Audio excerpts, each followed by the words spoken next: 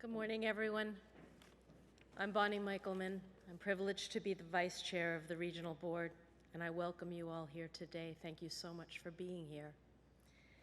I'm pleased to announce our next speaker. Deborah Goldberg is the Massachusetts State Treasurer and Receiver General.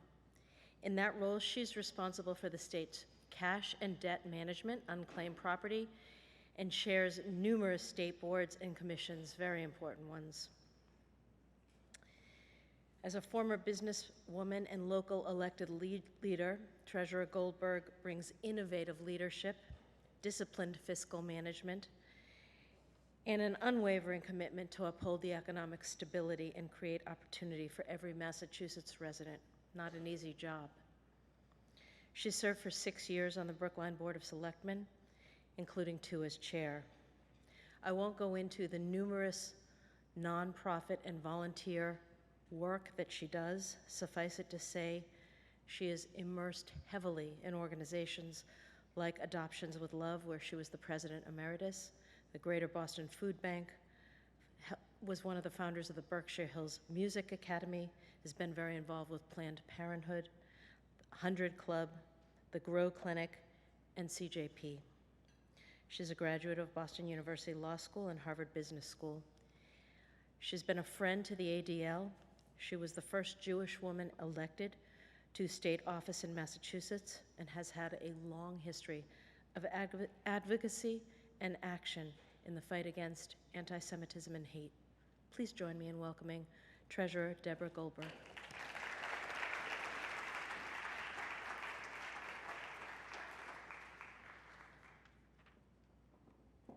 Okay, for this, I'm taking my mask off. I do have to do one quick correction, although I thank you for the beautiful introduction, but Boston College would kill me if I let BU think that I went to their law school. Just saying, it's a rivalry. Went there for undergrad, but Eagles are on the warpath right now. For those of you who saw me yesterday, you know how emotional I am right now, and certainly haven't slept much since Saturday morning. Originally, my words were going to be very much focused about the insidious, subtle anti-Semitism that we've all been experiencing. But we're in shock, pain, and we're stunned. Yet our brothers and sisters in Israel are suffering so much more that we almost don't have the right to wallow in how we feel. But we have to take action, and in many ways, this discussion is more important than ever. After all, the reason why we viewed anti-Semitism as more of a subtle thing, something that we had to deal with, but maybe not so loud, as Ron was discussing about the example in London, because many of us come from a very privileged background.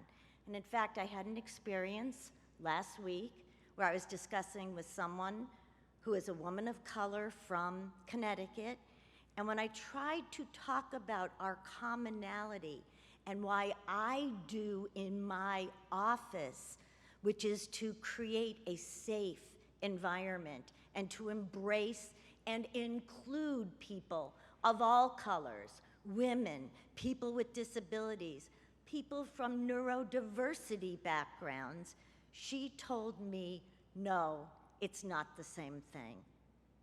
And I decided not to get into a further discussion. But it's an example of what we Jewish people have been dealing with for centuries. Anti-Semitism is not always seen and heard, but it's always there and always has been. And that is something that we as people understand and have experienced for generations. And we do know that as hate grows towards the other, anti-Semitism grows and rises along with it. Jews have contributed to the state of Massachusetts from the beginning. Chaim Solomon helped finance the revolution, for those of you who don't know that. I am the 5th generation of my family in Massachusetts, and my kids are the 6th in our shul, Kehillat Israel.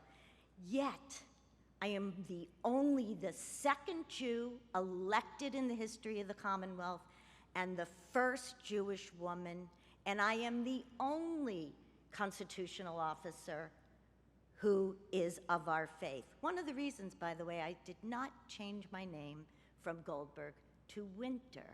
I wanted the world to know. I wanted the voters to vote for Goldberg and know who I was. And when people ask me where my husband comes from, Michael Winter, how nondescript could that be? I say he immigrated here in 1957, and technically it's not really clear where he comes from, because rather, his family moved from place to place wherever Jews weren't being killed at the time. Spain, France, then the Austro-Hungarian Empire, until the late 1930s, when his mother, the only one of her family to escape before her mother was one of the first on the first transport to Theresienstadt. And his dad bribed his way out of jail in Vienna and got over the mountains before Kristallnacht. They met in Palestine. But here in this country, we have felt safe. True, there were signs in windows, no Jews, no dogs, quotas to get into college. In fact, why was Brandeis created? And I'm very proud of the fact that my family was one of the founding families. And the occasional slip that we would hear when people didn't know you were Jewish, and it happens today. However, even today in Massachusetts, we have seen an extraordinary rise in anti-Semitism, the frightening mapping project. And it is ADL who is in the courts in Iceland today trying to get that government to shut that server down. ADL has not given up where others have. Today we stand together, united by the most obvious anti-Semitic world. Hamas is not trying to get rid of the Israelis. They are trying to get rid of the Jews. And there is no difference between the Israelis and all of us in this room. When the atrocities and barbarism of what we have seen happens to so many beautiful babies, women, elderly, peace-loving concert-goers, and not outrage, but calls to celebrate those who perform them, we know we stand where we stand in this world. This is no longer insidious, under the cover. It is out front for all of us to see. And recognize, too, that we must unite in our understanding that hatred of one is hatred of all and will not be tolerated. In my offices of 800 people, as I said, we strive to build an inclusive community. We actually have celebrations monthly of our differences and presentations to dig deeper into how we can all build safe and equitable communities. I am really pleased to introduce to you 3 leaders, 3 allies, as Melissa referred to them. Suffolk County District Attorney Kevin Hayden, a personal, dear, dear friend of mine, DEI expert and CEO of Fulp Diversity, Carol Fulp, and Keshet CEO, Idit Klein, in conversation today with ADL President Jonah. Jonah, where are you? I thought I saw you. And thank you, Jonah, for being up there with us. Rabbi Jonah Steinberg. Please join us, and thank you. The fight continues.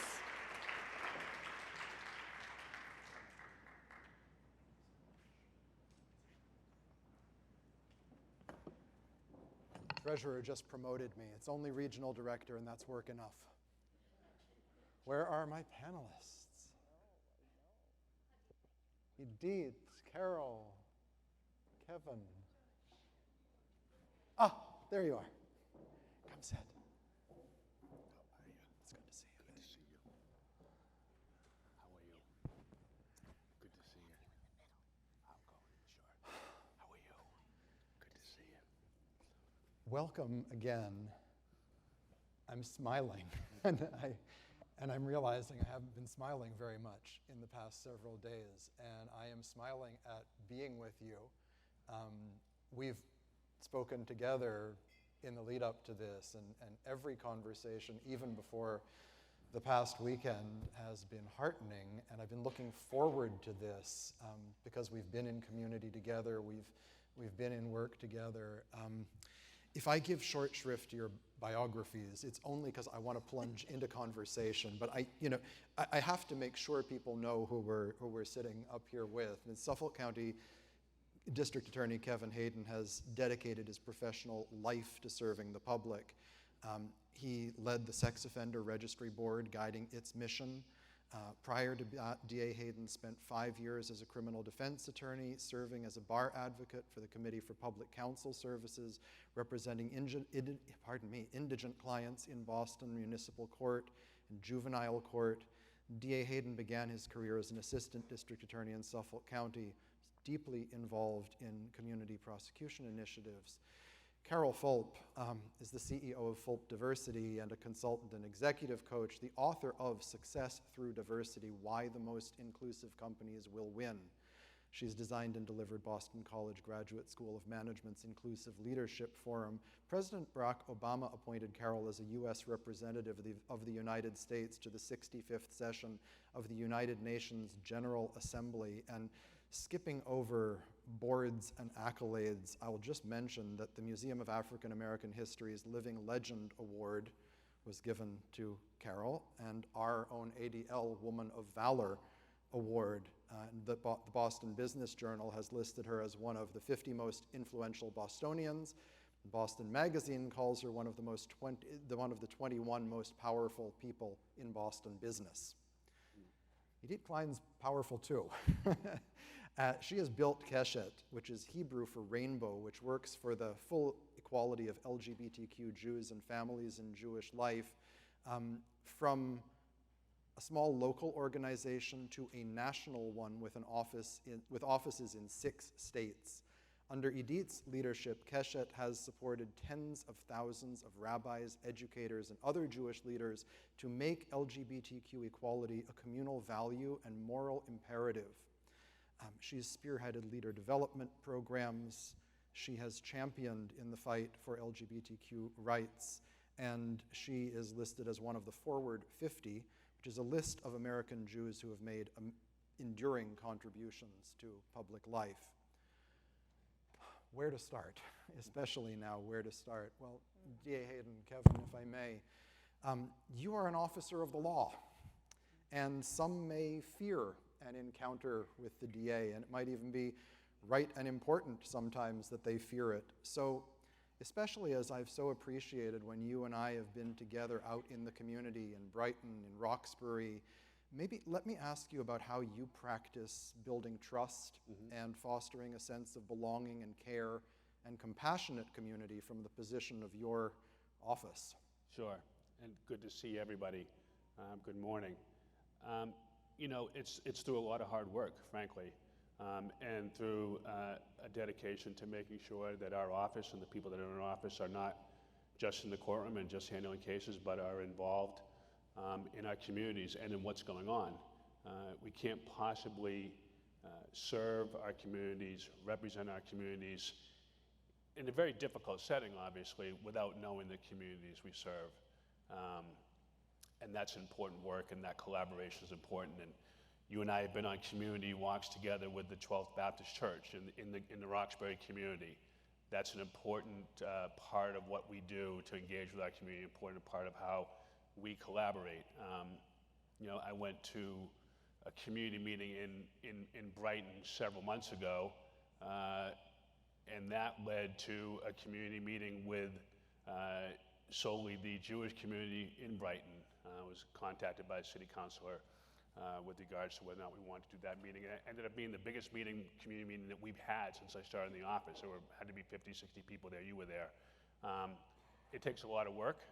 It takes the willingness to engage. It takes the willingness to get outside the courtroom and be immersed in our communities. Most of our district courts are community courts. They're right in the communities that we serve.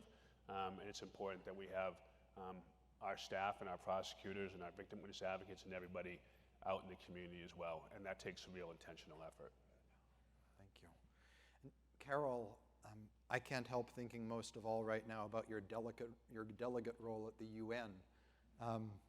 And I guess what I want to ask, to weave that experience together with your present work, is how we build a community of nations, a community of distinct identities right here, in a way that enables our actual heritages and backgrounds and experiences to be celebrated and validated beyond the generalizations that so far too often are based on dubious icons and stereotypes.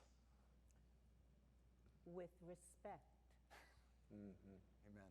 That's the first thing we need to offer each other, and valuing differences, and understanding that difference leads to curiosity. You mentioned my book, Success Through Diversity, but in listening to our panelists earlier and knowing what we have been going through these last several days, this could actually be called success through allyship. We saw that yesterday on Boston Common, the importance of allyship. So respecting one's difference, being curious of one's difference, and wanting to understand, and understanding that our way isn't necessarily the right way, that everyone has their own right way. So let us understand their right way. And then let us understand that the more we know about the world, the brighter we are. And so it's so important for us to understand the differences of this world. When I was at the UN, and I share this with my friend, my dear friend Esther Epstein.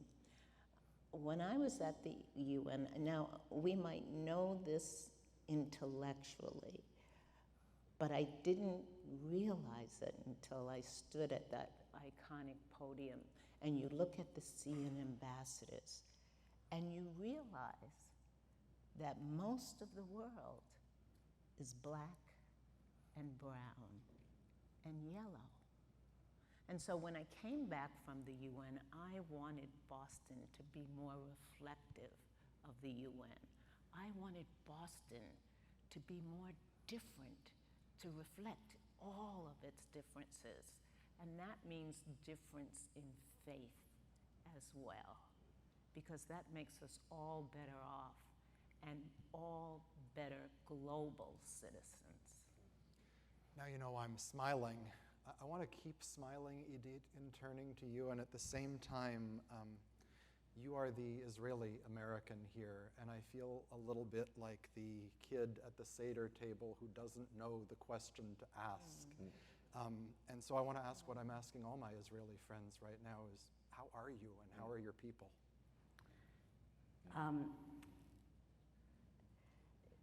Honestly, because you didn't kind of open the panel this way, I thought you were skipping over that part. So thank you for not doing so. And I'm hanging in there. And my family there and the people I'm close to are physically okay. But of course, like everyone, know someone who has been murdered or someone who is a hostage. So thank you for asking. Let me stay with you, if I may, Idit, if Yeah. and I know how hard. For a moment, because I was just recently out at the dedication of Keshet's new space on the shared campus of Temple Reim and a host of other Jewish organizations. And I was struck by, on the one hand, how natural it was to experience LGBTQ inclusion as a shared value on that shared campus. And on the other hand, by your speaking of what a long, hard journey that has been to achieve in the span of your career. So the question I was originally planning, and I will come back to now, is to ask you to tell us something about that journey and about where you see us being on it now. When you gave me a window into your thought heading towards this question when we prepped for this gathering a week ago, 10 years ago, whatever it was,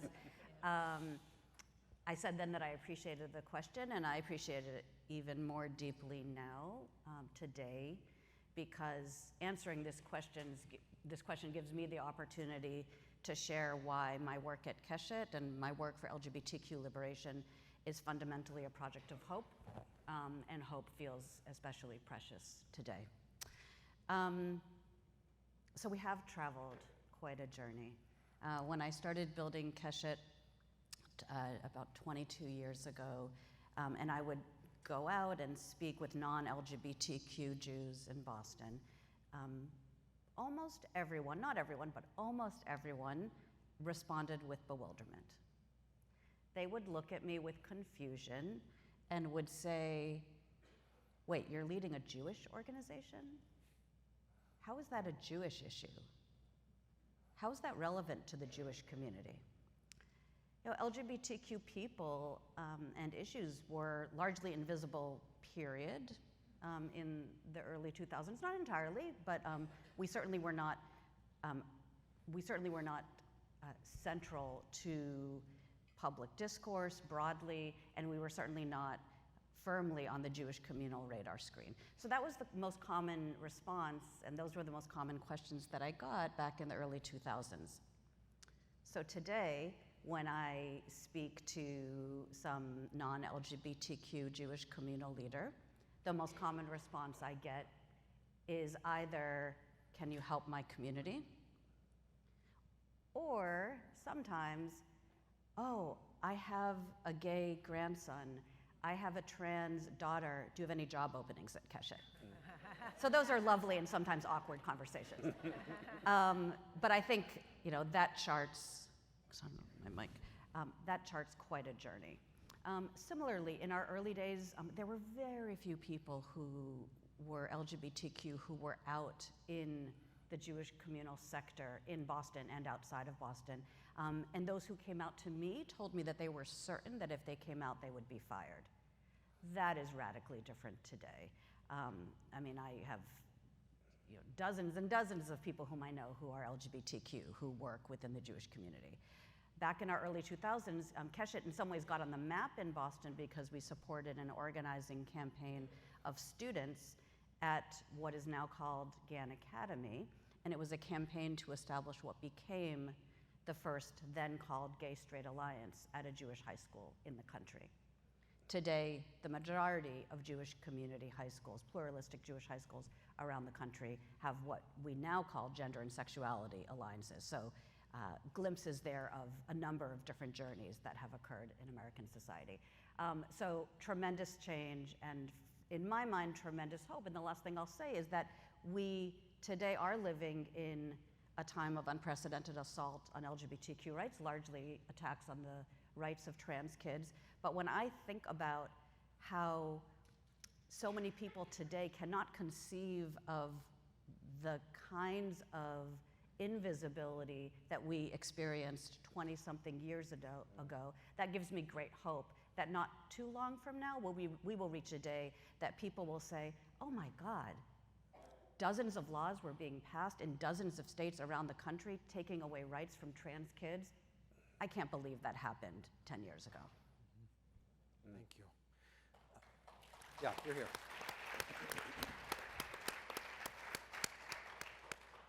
Carol, you've advised ADL senior staff and are very close to our organization as a trusted pair of expert eyes.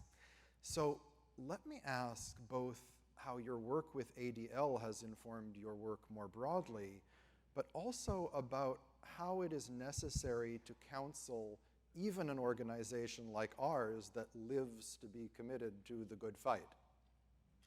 Well, I can say that there are many organizations who are focused on the good fight, who can be narrow, who have to understand that no matter who we are all human.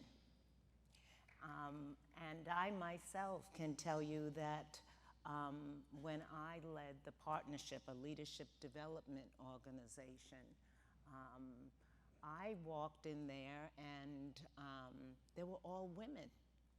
And I love being a woman.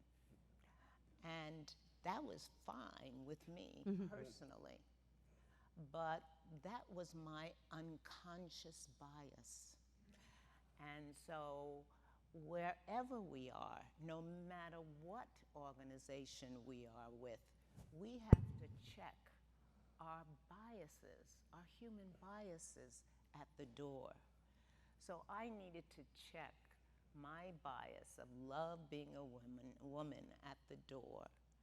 And the first thing I needed to do was to diversify my own organization and ensure that I was not being gender biased, and I hired males. And I also hired white people, even though this was an organization focused on people of color. And so whatever we do, no matter who we are, we have our own biases. So first, we need to understand what they are, and we need to check them at the door so that we are giving our organizations our best each and every day. Thank you. I'm going to take questions that I hope are being gathered in a moment, but Kevin, let me ask you about disrupting hate. This is a time when we are feeling so vulnerable to it. So how do we stop it in its tracks? Yep. Well, as I was just listening now, I thought about that term, the good fight, right?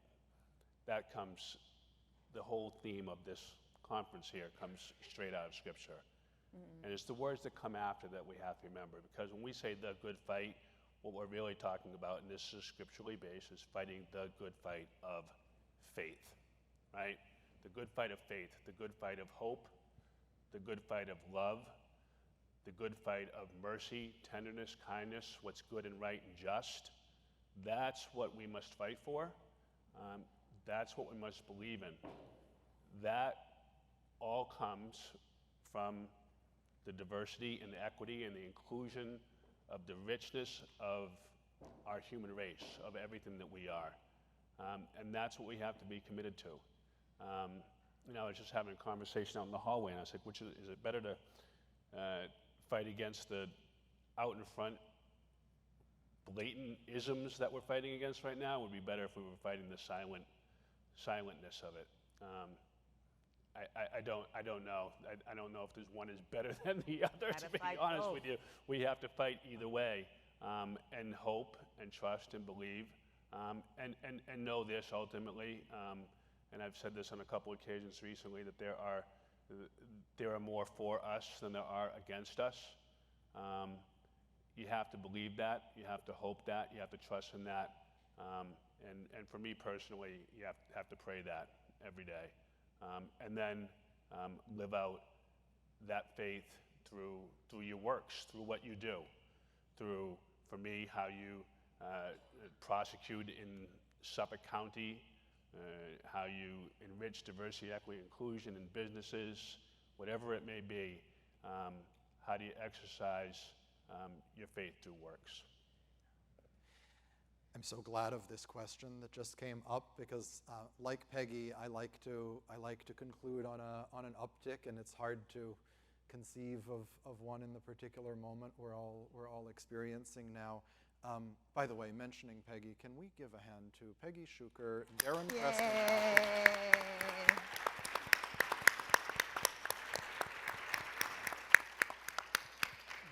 Darren Pressman-Mashon, who's going to give birth any moment now, and the entire ADL New England staff for getting us all here today, especially through these recent days. So very much apropos, and this is a question for all of us.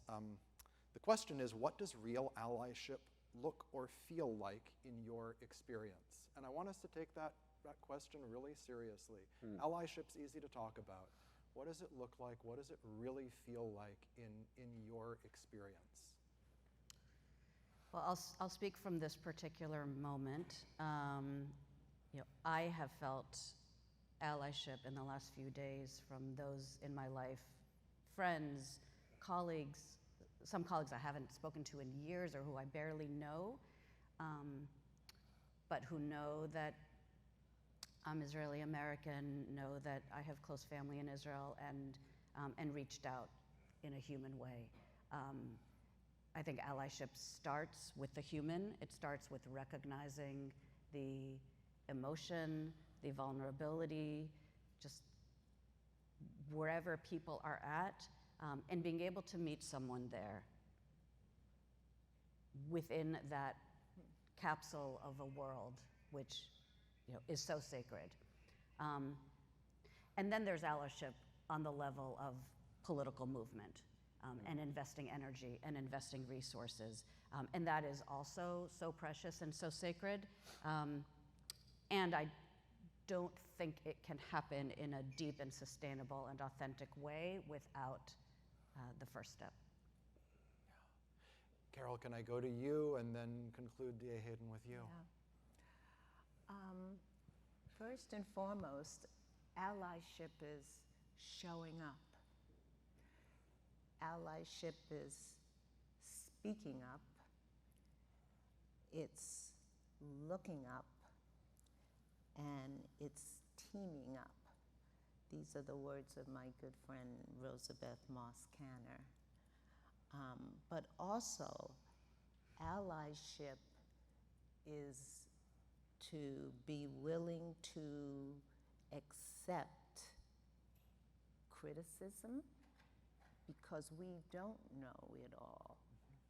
And we need to be open to things we may be doing wrong, or things we may be doing that are hurtful. So being sensitive enough and trusting enough with your ally so that they can share that this is hurtful, inappropriate, or a microaggression. These are all things that allies learn because there is trust with their ally. Kevin. You mentioned that criticism, and you touched upon part of what I was going to say, and that is that, allyship involves struggle. It's inherent in being allies because we must always celebrate our commonality and what we share, but the reality is that we have differences as well, and we have to celebrate and embrace those as well. That's not easy. That allyship really involves just not only embracing commonality, but the struggle as well. Standing in agreement with one another is not an easy thing to do. We as human beings, I think, tend to overlook how difficult it can be sometimes. We think it's easy. Oh yeah, I stand in agreement with you, no problem. It's not easy. The power of agreement is extraordinarily powerful, but it comes from that give and that take and that sacrifice. It's easy to agree upon commonality. It's hard to agree upon differences, and to embrace those differences in a way that creates just that, allyship. Let me just add that, and I don't mean this glibly in the slightest, because I feel it to my core right now, that this is what allyship feels like. I'm so grateful to you, Carol, Kevin, Idit, for our being together, for a frank conversation. Thank you so very much. Thanks, all of you. Thank you. Thank you. Thank you. Now, All right.